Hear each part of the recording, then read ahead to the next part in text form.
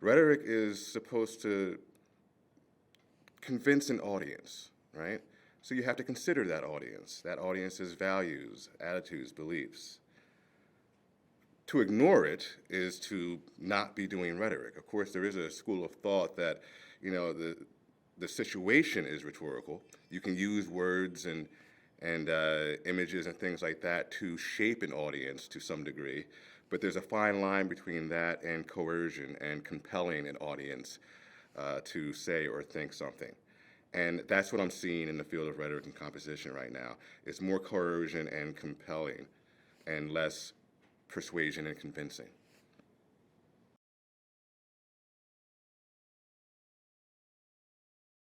Yes, rhetoric is the ability in any given situation to discern the available means of persuasion. That's a paraphrasing of Aristotle, but the point is you gauge your audience and you speak or act accordingly. So sometimes, if you want to be as clear as possible, as persuasive as possible, you will know your audience well enough to know what dialects they are more used to, the ones they expect from a certain persona, right? And if you ignore that, you are risking not being as persuasive as you could possibly be. So if the goal is persuasion, you would do well to know as many dialects as possible. However, if the goal is to present yourself as, this strong identity who is done being marginalized, this is all about you and not the message, then sure, you can ignore a dialect. I don't think that's the best use of rhetoric.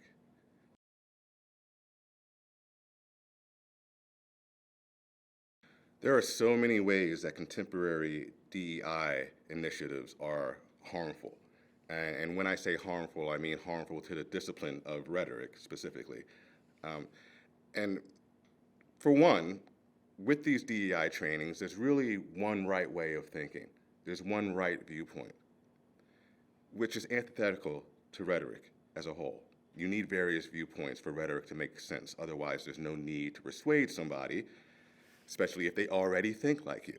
So right there's a clash between these initiatives and the whole purpose of rhetoric and composition.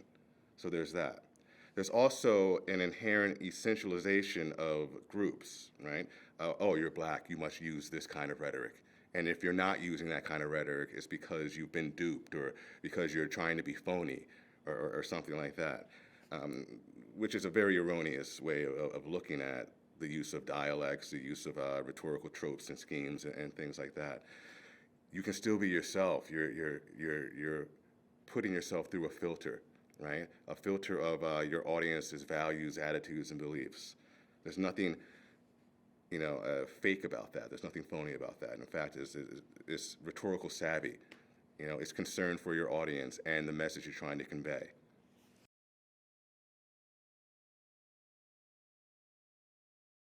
Well, there's a underlying fallacy of composition when it comes to essentializing any kind of group. You see certain members of that group on TV enough, you think everybody acts like that or believes like that or loves like that or whatever. And people like that need to get out more, for one thing. But ultimately, they're ignoring everybody who doesn't fit that stereotype. They're ignoring everybody who doesn't fit into that narrative, right? So the narrative is everything, and if you're outside of that narrative, there's something wrong with you. You're not acting correctly.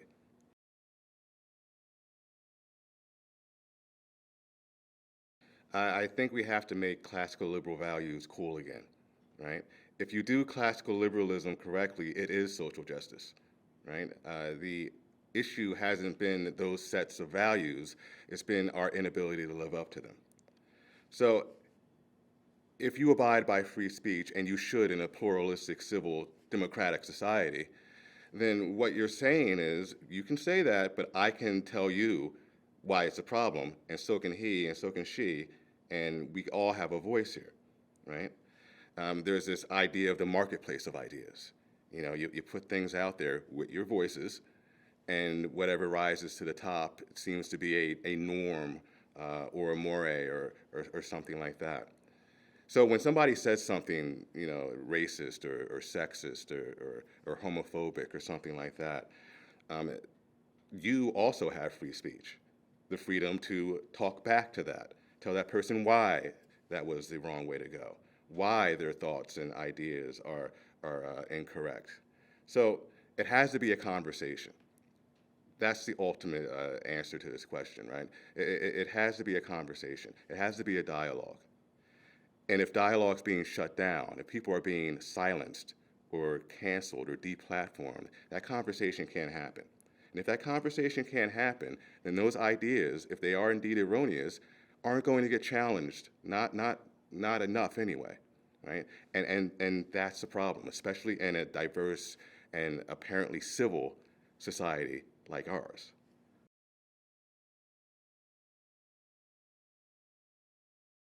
Speech is literally the opposite of violence in my mind. And yeah, I know that words can be hurtful, right?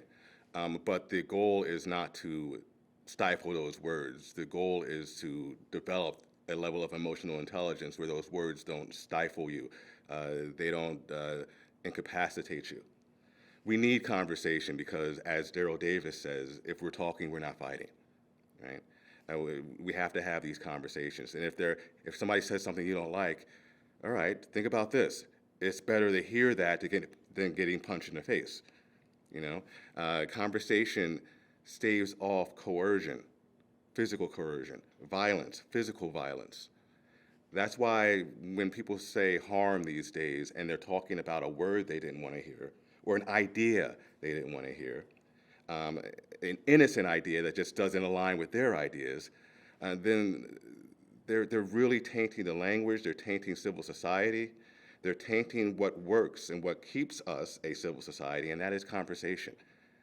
If words are like bullets, then we can't talk. If we can't talk, we can't understand each other. If we can't understand each other, we can't get along. If we can't get along, then the violence happens.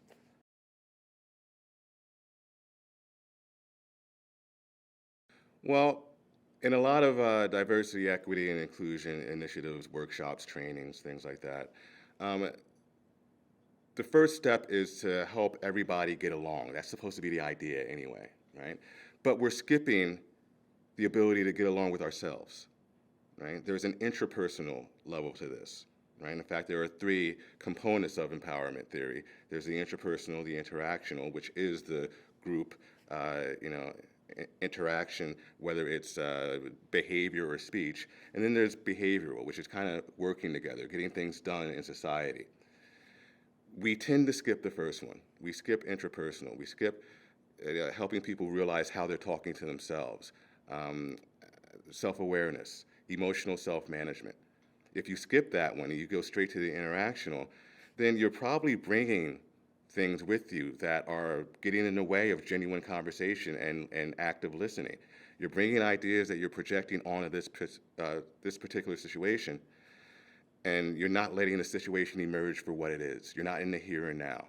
You're applying the past, your lived experience, to the present, and that can get in the way. So what I'm trying to do is emphasize that intrapersonal, so then we can have a better interactional and behavioral.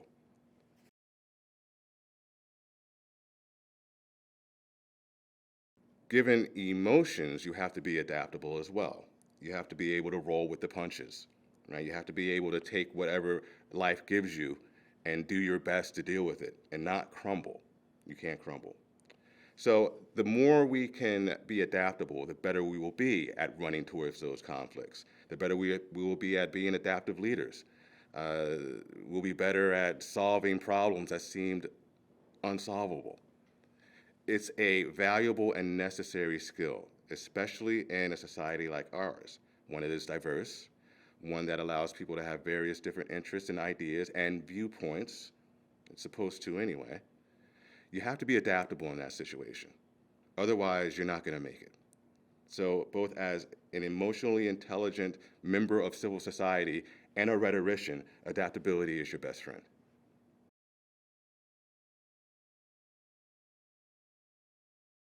Well, instead of saying something like buck up, I try to couch it in, philosophy and theory. So emotional intelligence and the ability to be emotionally self-aware, and, aware of your environment and things like that, as well as some Stoic philosophy, looking at things. The action itself isn't bothering you. Your interpretation of that action is bothering you. You can change your interpretation. And you can do that with rhetoric. Francis Bacon said that the point of rhetoric was to be applied to the imagination, reason to the imagination for the better movement of the will, right? And all that means is you can control how you react to things. Your emotions don't have to control you. They're your friends, not your bosses, right? And so I try to put that forth to my students, and I'm pretty much a broken record about it. So they may be sick of it, but they're better for it.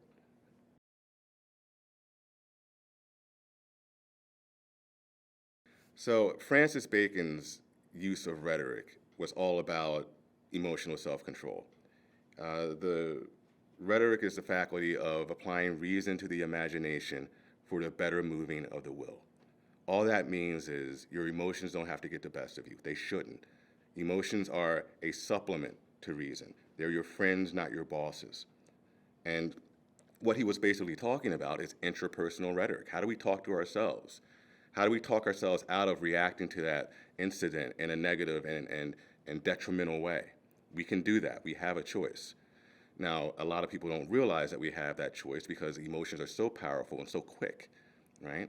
But if they can slow down just a little bit and realize that they can construct this verbally into something that not only isn't harmful, but could be beneficial, I think that's the way to go. So there is a fine line between rhetoric and self-help, in my opinion.